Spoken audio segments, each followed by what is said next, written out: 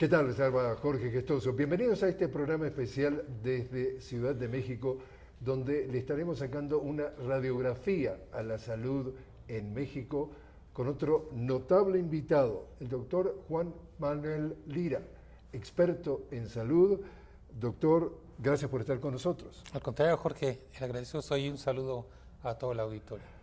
Rápidamente, ¿cómo le sacamos una radiografía al estado de salud hoy en México? Pero empecemos por cómo encontró esa radiografía la salud del pueblo mexicano cuando Andrés Manuel López Obrador llega al poder hace 6 años.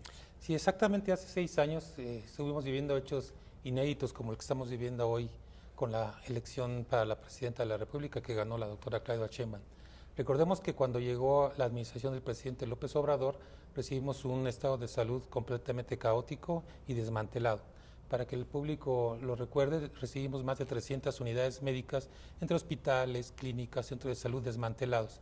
Eso quiere decir que eran cascarones, elefantes blancos reumáticos, donde no había ni personal, muchas veces no había ni equipamiento, y mucho menos había la infraestructura para dar consultas a la población. Perdón, y veníamos de un gobierno neoliberal de derecha en donde no cree que apostar al Estado para que se ocupe del derecho a la salud del pueblo es un derecho, sino que hace todo eso, lo desmantela. Sí, claro, y no solamente yo diría de una administración anterior, sino venimos de más de 5 o 6 administraciones, casi 30 años de un neoliberalismo en México que afectó realmente la salud en México y ocasionó una desigualdad social en salud, en lo que muchos tenían los grandes centros hospitalarios privados que hay en México y pocos tenían el servicio público, o sea, que estaba desmantelado. Era privada la salud. Sí, por supuesto, después no era supuesto. No, era privada. Que era lo que quería la candidata Xóchitl Gálvez, regresar con el famoso tarjeta rosa del nuevo Seguro Popular, era regresar nuevamente a la privatización de salud que habíamos pasado después de la salud como el paciente como un cliente y no como un paciente. Sí, recordemos que el sistema neoliberal no de manera peyorativa, sino académica, porque así se maneja académicamente como un modelo económico, político y social. En el caso específico de la salud, ve a eso a las personas como una mercancía. No lo ve como lo que somos, seres humanos que pensamos, reímos, sufrimos, gozamos, sino simplemente como el tema monetario. Por eso, cuando llegó Andrés Manuel en 2018, nos encontramos con eso, un sistema mercantilizado, donde se veía la salud, como bien dices, como una mercancía y no como lo más preciado que tenemos los seres humanos. Y le llueve nada menos que la pandemia del COVID. ¿Y qué demostró respecto a cuán equipada está la salud pública para atender un evento de ese nivel? Sí, qué mejor que nada que haces la pregunta, Jorge, porque cuando empezó esta administración, el presidente López Obrador y su equipo de salud me nombraron como el jefe de salud del Instituto Mexicano del Seguro Social en toda la República. Íbamos avanzando 1 año y medio cuando nos cae la pandemia, donde nos frenó toda esta idea progresista que traíamos. Nos cayó la pandemia y lo que nos demostró fueron 2 cosas, que los sistemas públicos deben de estar completamente consolidados para que atendamos mejor una pandemia. En México no lo estábamos, pero logramos hacer una unificación de todos los sistemas de salud, llámese el Instituto Mexicano del Seguro Social, el ISSSTE que atiende a los trabajadores del Estado, e incluso con alguna participación privada. Y es lo que nos demostró la pandemia, que la unificación del sistema tiene que ser para una futura pandemia. Ahora, también un tema que sigue vigente hoy es el déficit de especialistas, por ejemplo. Bueno, eso es otro de los grandes problemas que recibimos. Tenemos en México un déficit de 250,000 especialistas médicos, de especialidades médicas y casi 30,000 médicos generales. Se ha avanzado mucho en este gobierno de la Cuarta Transformación. En estos 5 años se han contratado casi más de 50,000 médicos para brindar atención a la población, sobre todo que no tiene seguridad social. Sin embargo, se tiene que trabajar en formar más recurso humano, porque lo contrario, tenemos un desbalance entre los médicos que necesitamos y los médicos que estamos formando. Y en ese sentido te puedo decir que en el caso específico del IMSS, que es el que forma más recurso humano para la salud en México, hemos formado más de 20,000 médicos en estos 4 años que ya están saliendo, porque mínimo tienen que estar 4 años estudiando, y con eso estamos avanzando para darles más atención médica, sobre todo en la falta de personal a toda la población que necesita, sobre todo ahora con lo que vamos a llamar el IMSS Bienestar. Bueno, justamente te iba a preguntar eso. Primero, ¿qué es exactamente la sigla IMSS y qué es el IMSS Bienestar para quienes nos ven fuera de México puedan entender de qué se trata y dónde estamos? ¿Y qué significa, digamos, como proyecto? Seguro. Antes de que llegáramos a este gobierno existía una cosa que se llamaba Seguro Popular, que era la institución, digamos, que brindaba atención a la población que no tenía seguridad social. Pero realmente como tal no tenía hospitales, simplemente era un financiador. Tenía un recurso y pagaba mayoritariamente a los servicios privados la atención. Cuando llega ese gobierno se cambia y se desaparece ese modelo que tenía una corte neoliberal bastante Y fuerte. además que supongo que debe haber corrupción en ese No, por sistema. supuesto. Bueno, si hablamos de corrupción, la misma candidata ahora, Claudia, lo dice muy bien en su discurso y también lo refuerza mucho la candidata, pues que desafortunadamente perdió, Xochitl Gálvez, donde claramente la cito textualmente, se pasaban de lanzas y se robaban el dinero del Seguro Popular. Son palabras. Que eso pasa en Chile también. Pasa en muchos lugares del mundo, por eso es importante que en esta administración se ha batido mucho los niveles de corrupción, pero todavía falta mucho por hacer.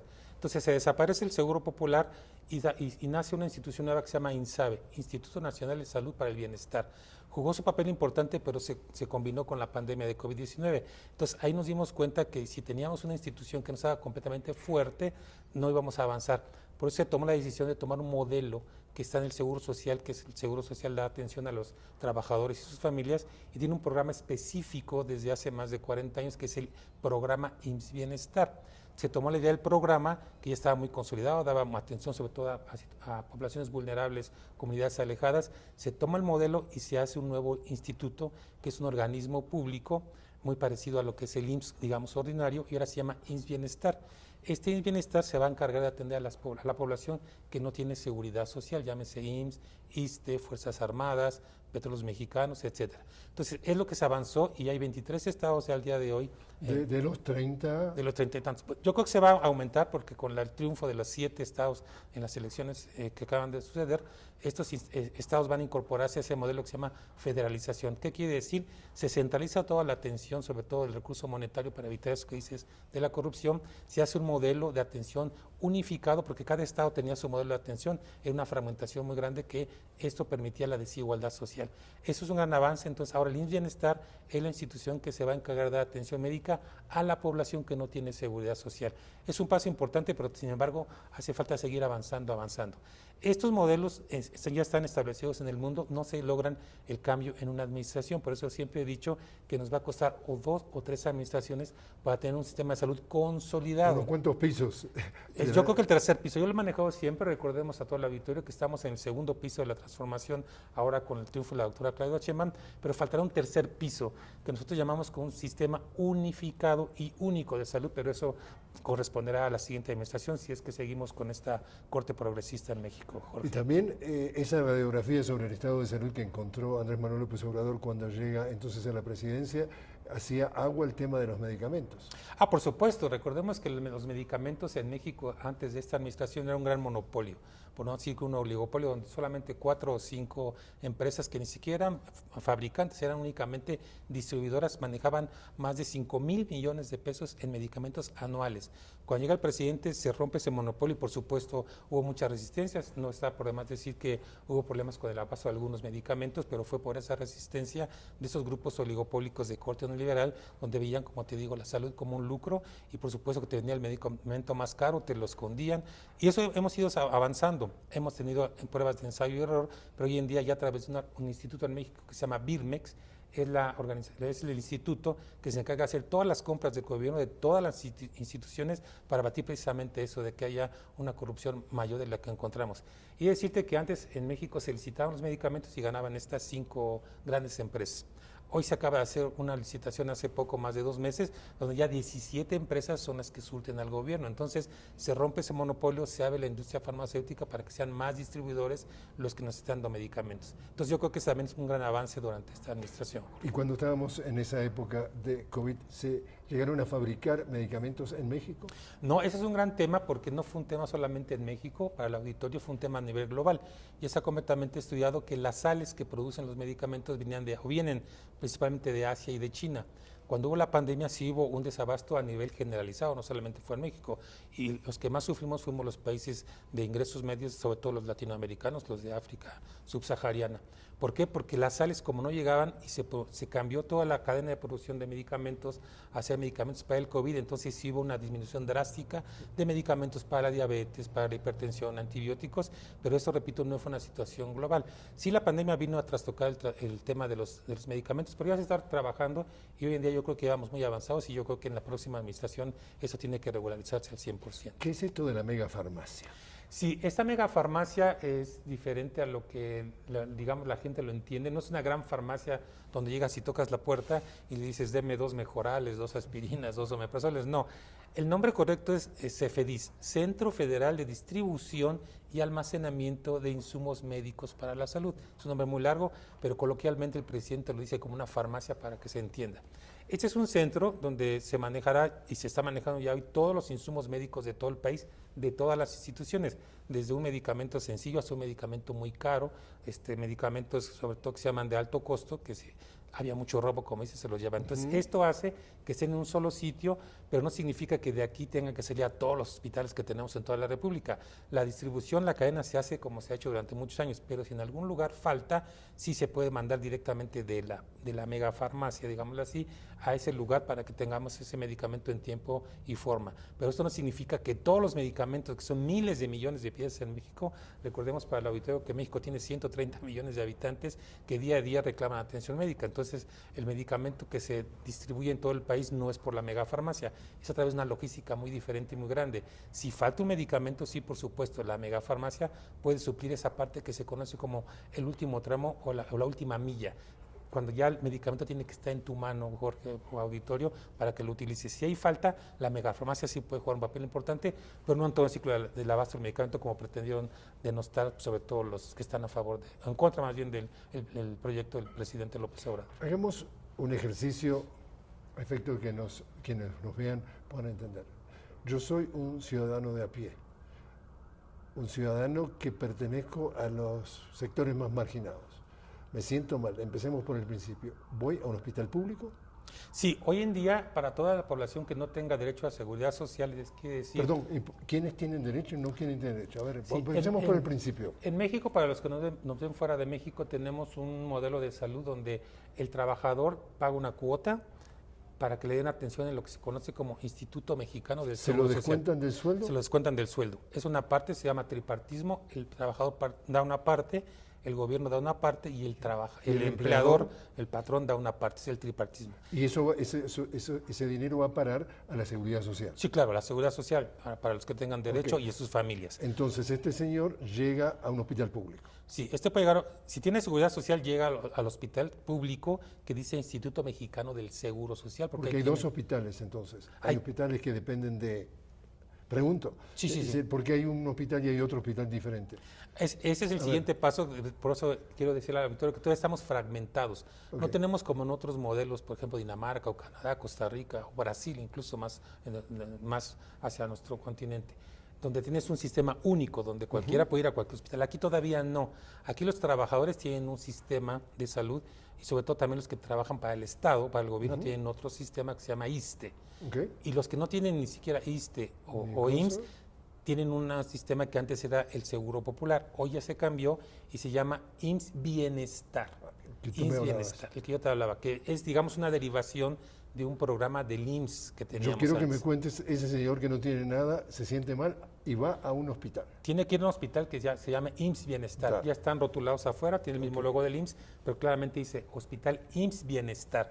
Y pregunto, como pasa en muchos países, llegás a pasar la puerta y te atienden de emergencia. Digo una cosa fácil, a ver qué le pasa, qué le duele, y entonces, ok, ya sabes a dónde estás. Y ahí hay un especialista. Y descubrís que no hay especialista y te volvés a tu casa y te jorobás.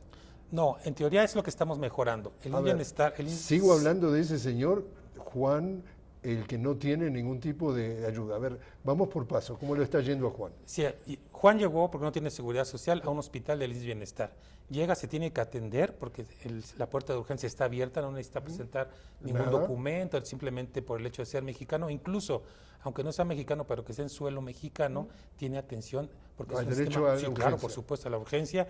Se atiende y si su urgencia requiere una atención de más alta especialidad, el IMSS Bienestar ya tiene hospitales de alta especialidad. 5 que se han adherido ahora, están en Zumpango, están en diferentes lugares de México. Se puede derivar a ese hospital, pero si queda muy lejos, a través de convenios de colaboración con el IMSS, digamos ahora ordinario, el que atiende a los que tienen derecho al seguro, se puede atender el paciente, se puede enviar. Es el siguiente paso que la doctora Claudia llama como el segundo piso de la transformación. Y esto se hace a través de unos centros, se llaman Centros Coordinadores de Salud para el Bienestar. Es un modelo que está muy ya estudiado, por ejemplo, en Brasil o en Canadá, donde dicen, necesita Juan atención médica, sí, pero no tenemos aquí el cardiólogo para un infarto, pero tiene el Seguro Social o el Instituto de Cardiología. A través de ese centro coordinador se busca la fecha más próxima, o si es urgencia, para que lo atienda así. Y no le cobran. Y no le cobran, sí, por supuesto. Es otro de los grandes avances de esta transformación, que todo el sistema tiene que ser gratuito. La gratuidad está avanzando, cada día se están quitando lo que se llamaban cajas de cobro. Había como cualquier centro comercial en el hospital, una caja, pasabas y pagabas. Hoy ya se está eliminando, van más del 70-80% de eliminación de estas cajas de cobro, faltan algunas todavía, pero esos es los que tenemos que seguir avanzando, sobre todo para esta segunda administración de la 4T.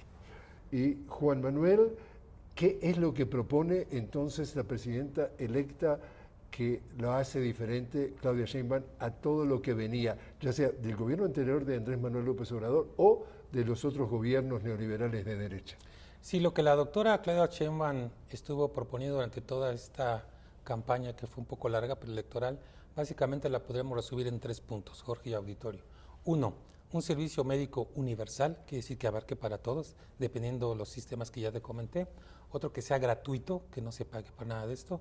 Y lo más importante, que sea para toda la población. Entonces, universal, público, lo más importante, que sí tenga una participación los medios privados, pero regulada por el Estado.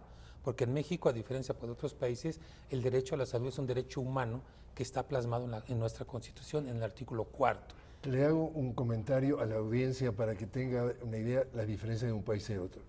Como tú sabes, yo estuve viviendo varios años en Estados Unidos y me acuerdo perfectamente de un debate presidencial que era Obama y John McCain. Y la pregunta fue sobre qué pensaban sobre el estado de salud. Obama dijo, es un derecho humano. McCain dijo, es un privilegio. En Estados Unidos se considera en buena medida el cuidado de salud un privilegio que hay que pagarlo. Te interrumpí, pero simplemente para hacer un desvío. Sí, eso que tú dices de privilegios es una idea completamente neoliberal. El privilegio es hablar de dinero. Si tienes tu dinero, tienes el privilegio de atenderte. En México eso ya está completamente borrado a partir de esta administración. Debe ser un sistema público donde la tutela del Estado sea el que garantice ese derecho humano, porque lo tenemos todos los mexicanos plasmados en nuestra Constitución. Y eso es lo que la doctora Claudia Sheinbaum ahora propone como segundo piso, o la continuidad con cambio. Hay que continuar haciendo lo que se ha hecho bien, y aquellas cosas que tengamos que mejorar hay que cambiarlas, y eso es lo que estamos proponiendo ahora para este segundo periodo que le tocará a la doctora Sheinbaum. Para ser abogado del diablo, cuando todo depende del Estado, dicen los neoliberales, la derecha, te meten la mano en el bolsillo, te sacan plata, no funciona nada, la roban, son una manga de corruptos, y en definitiva, cuanto menos participe el Estado, más eficiente es prácticamente cualquier aspecto, y el de la salud también es. ¿Cómo le responde? Sí, eso puede ser manejado desde dos puntos de vista, Jorge Auditero. Desde un punto de vista ideológico o desde un punto de vista científico y académico. La ideología la voy a dejar un poco al lado, porque puede tener cada quien la libertad de pensar la ideología de izquierda, derecha o centro. Yo voy a centrar más en el comentario desde el punto de vista académico. Las grandes revistas del mundo, en el área médica, por ejemplo, British Medical Journal, The Lancet, o Nature, que son las top, digamos, en estos temas de salud, ya han demostrado y lo ratificaron hace un mes y medio las 3 revistas, que aquellos sistemas de salud donde se mete la mano el privado son los que tienen los peores resultados en salud de la población. Entonces, si eso lo vemos desde el punto de vista académico, no es la vía el servicio médico privado a través de una ideología neoliberal la que va a rescatar a los pobres. En México recordemos que tenemos un eslogan que es por bien de todos, primero los pobres, y lo vamos a seguir aplicando porque tenemos más de 60 millones en condición de pobreza y muchos más en condición de pobreza extrema. Aunque se ha avanzado, tenemos todavía mucha gente que tiene una falta de acceso a la salud. Entonces no podemos virar hacia que el modelo privado sea el que favorezca esto en relación a lo que tú preguntas. Pero sin embargo, tampoco estamos peleados con los privados, eso que quede claro. O sea, sí tiene que haber una participación, una coordinación, pero la tiene que tener el Estado, a diferencia de otras administraciones donde la coordinación del poder en la salud tenía el sistema privado a través de una cosa que en México se llama FunSalud, que es una fundación donde están los grandes corporativos transnacionales y eran los que decidían el secretario de gobierno, qué modelo de salud, dónde iba el financiamiento. Eso ya afortunadamente lo logramos contener en esa administración y ahora lo vamos a tener que superar con la doctora Claudia También, Sheinbaum. de una manera muy sencilla y pintando con pinceladas muy gruesas. Cuéntanos el estado de salud hoy por hoy de un mexicano promedio en cuanto a qué es lo típico, qué no es lo típico, la diferencia entre el estado de salud de un hombre y de una mujer, expectativa de vida, cómo ha evolucionado o involucionado a través, digamos, de una década o de las últimas décadas. ¿Cómo lo resumes?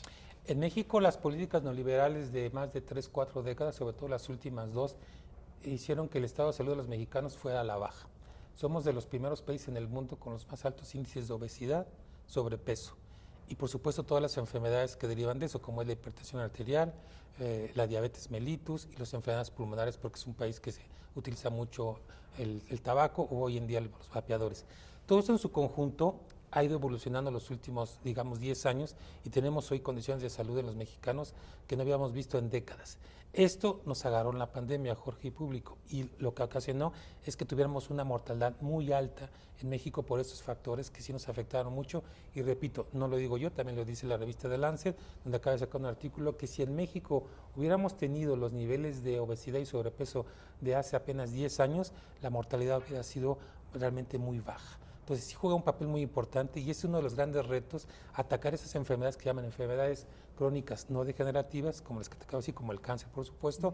Y entonces tenemos que hacer ese viraje, pues no lo vamos a hacer de la noche a la mañana, o sea, para acabar con estas consecuencias que dejaron a la salud de México los gobiernos anteriores, como te digo, tienen que pasar algunos años. Pues está trabajando y vamos avanzando en eso y vamos a seguir avanzando más. En materia de expectativa de vida, hombre y mujer, ¿hay ya una cifra?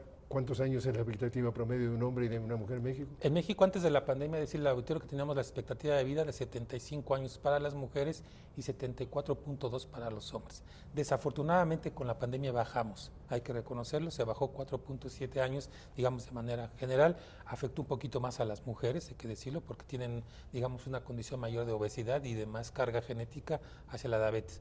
Pero tampoco fue únicamente exclusivo de México, porque también los grandes países del mundo, los industrializados, llámese Rusia, los mismos Estados Unidos, también tuvieron disminución en su esperanza de vida como consecuencia de la pandemia. Si nos vamos a países latinoamericanos, repito, siempre referente puede ser Brasil por su tamaño. Es el segundo más grande en muertes del mundo después de Estados Unidos con la pandemia. Es correcto. Entonces también ellos tuvieron este problema de las enfermedades crónicas y la obesidad que afectaron. Entonces lo que tenemos que hacer ahora nosotros como formadores de salud y como los futuros manejadores de salud en México es tratar de disminuir todas esas cuestiones para que evitemos que la población siga enfermando y sobre todo porque es muy caro tratar esas enfermedades. Por eso hay que apostar más con la prevención. En la prevención es más barato prevenir que por supuesto curar enfermos graves. ¿Y expectativa de vida o estado de salud o ambos entre un mexicano que vive en una ciudad y el mexicano que vive en el campo?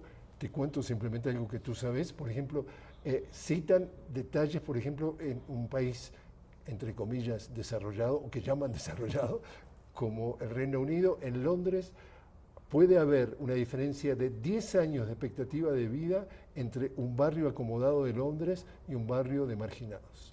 Sí, me das pie para volver a recordar que en México tenemos esta frase que por bien de todo primero los pobres, porque efectivamente hay una gran desigualdad que yo llamo desigualdad social y en el caso específico de tu pregunta, no es lo mismo que vivas en una gran ciudad como Ciudad de México a que vivas por ejemplo en los Altos de Chiapas donde hay niveles de marginación o en Guerrero, en la zona de la montaña, donde efectivamente la disparidad en la esperanza de vida puede ser hasta de 7 años y afecta más a las mujeres de condición indígena y que no hablan español. En México tenemos mucha población que todavía habla dialectos o lenguas autóctonas de su localidad y eso se conoce como una diversidad cultural.